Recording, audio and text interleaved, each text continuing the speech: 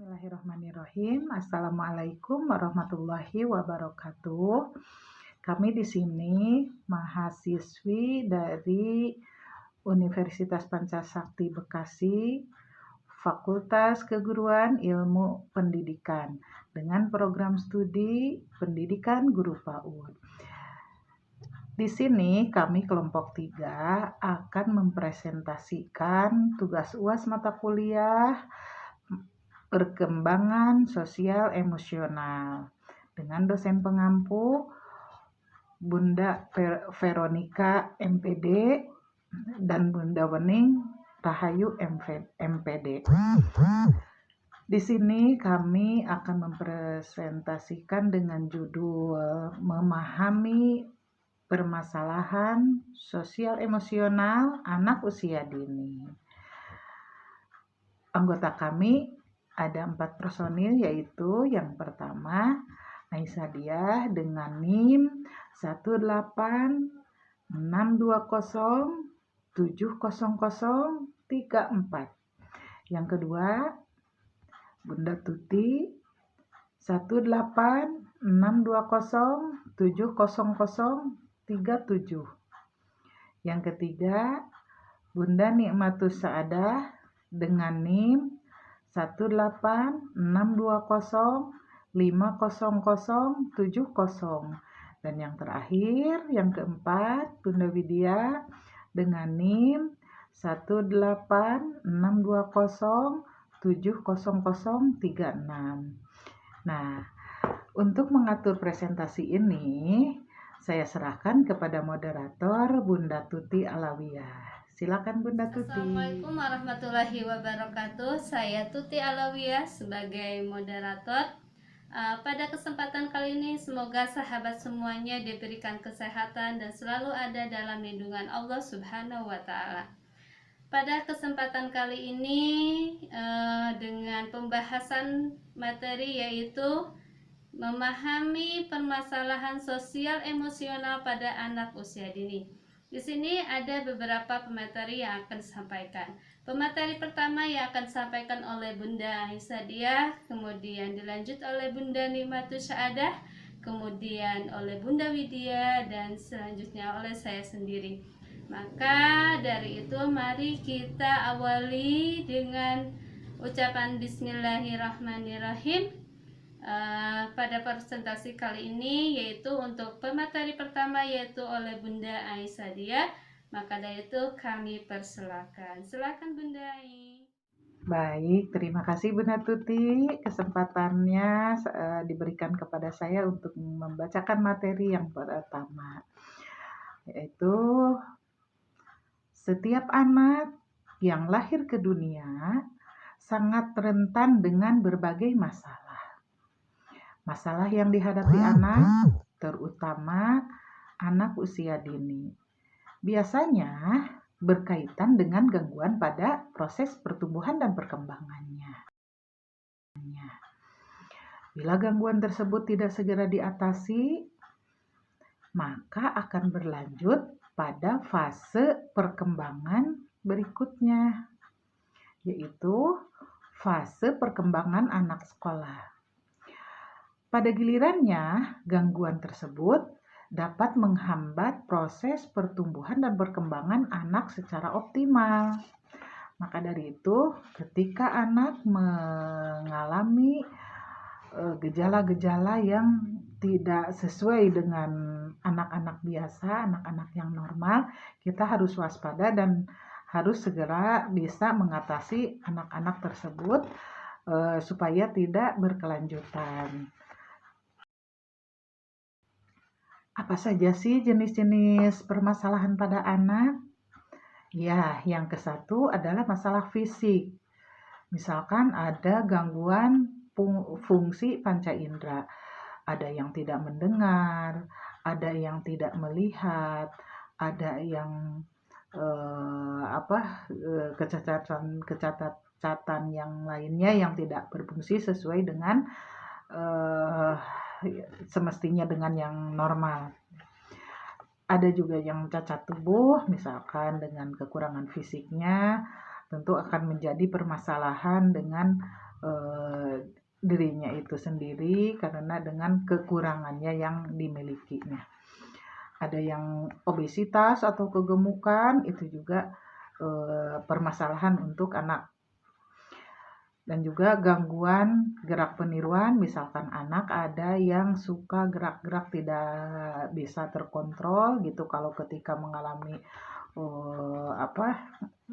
anak ketakutan atau anak gimana gitu, anak akan melakukan gerakan-gerakan yang tidak bisa terkontrol.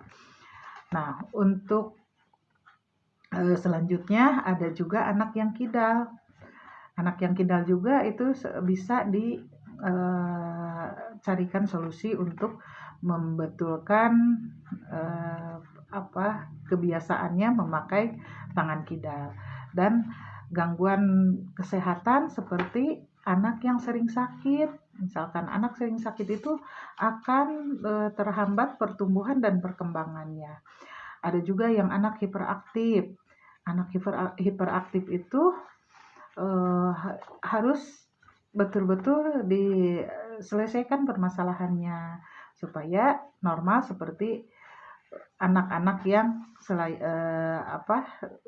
yang normal di lingkungannya. Misalkan ada juga yang suka ngompol, sudah gede masih suka ngompol, itu bisa diselesaikan permasalahannya. Atau yang biasa buang air besar di mana saja tidak terkontrol, misalkan itu harus diselesaikan juga permasalahannya. Dan juga anak yang gagap dilatih untuk menghilangkan kegagapannya. Gangguan perkembangan bahasa juga harus secepatnya diselesaikan permasalahan pada anak yang seperti itu. Yang kedua, gangguan psikis. Permasalahan psikis anak terkait dengan kemampuan psikologis yang dimilikinya atau ketidakmampuan mengekspresikan dirinya dalam kondisi yang tidak normal. Contohnya, gangguan konsentrasi ketika sedang belajar atau ketika sedang berkumpul. Terus yang mempunyai intelijensi tinggi atau yang IQ-nya tinggi ataupun yang IQ-nya rendah. Anak yang suka berbohong, terus anak yang emosinya tinggi, misalkan ada perasaan takut yang berlebih, cemas, sering marah, kadang-kadang suka sedih gitu, dan lain-lain. Yang ketiga yaitu permasalahan dengan sosial. Perkembangan sosial anak berhubungan dengan kemampuan anak dalam berinteraksi dengan teman sebaya, orang dewasa, atau lingkungan pergaulan yang lebih luas. Apa sih macam-macamnya? Coba misalkan ketika anak sedang berada di lingkungan orang banyak, tiba-tiba anak berlaku agresif, atau ada juga yang tantrum. Nah, itu permasalahan di perkembangan sosial. Terus anak yang susah bergaul, susah kenal sama teman sebayanya, apalagi dengan orang dewasa. Terus anak yang pemalu juga itu sama, harus dibangun kepercayaan dirinya. Anak manja harus diarahkan dengan atau menghilangkan kemanjaannya itu untuk melatih mandiri.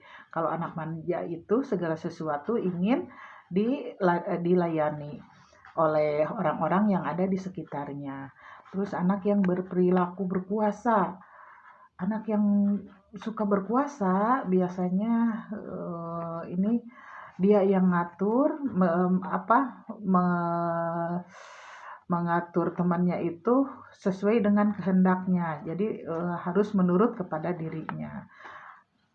Ada lagi yang perilaku yang suka merusak. Itu sangat berbahaya kalau didiamkan, kalau tidak segera diselesaikan permasalahannya.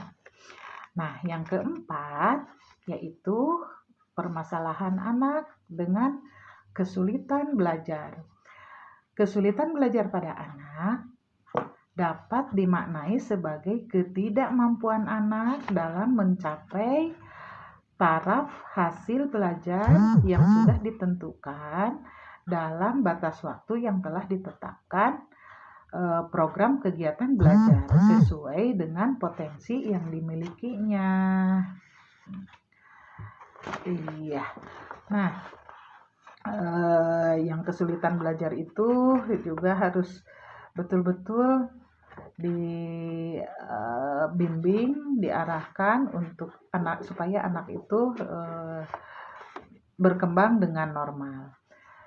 Nah, di sini sebelum permasalahan itu tentunya ada penyebabnya. Apa sih faktor penyebab permasalahan sosial emosional pada anak usia dini?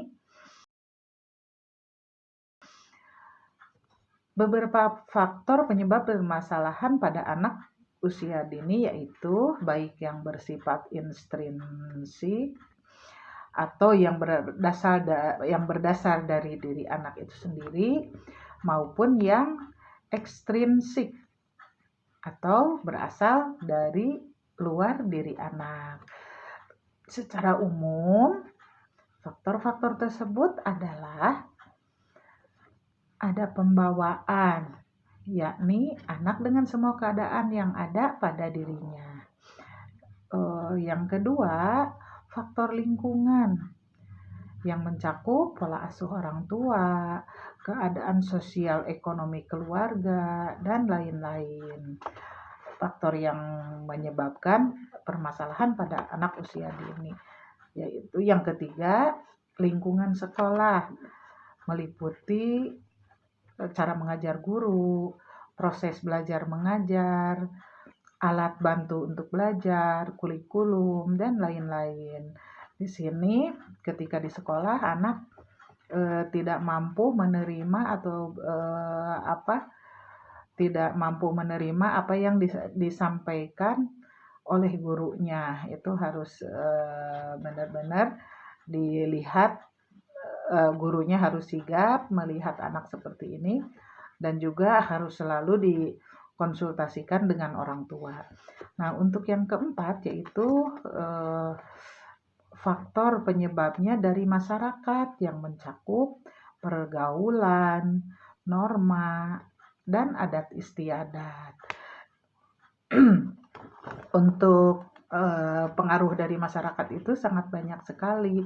Jadi kita sebagai orang tua dan juga guru harus memperhatikan anak yang suka berkeluyuran, yang suka bebas dengan bergaul dengan masyarakat sekitar, harus bisa memilah-milah masyarakat teman di lingkungannya.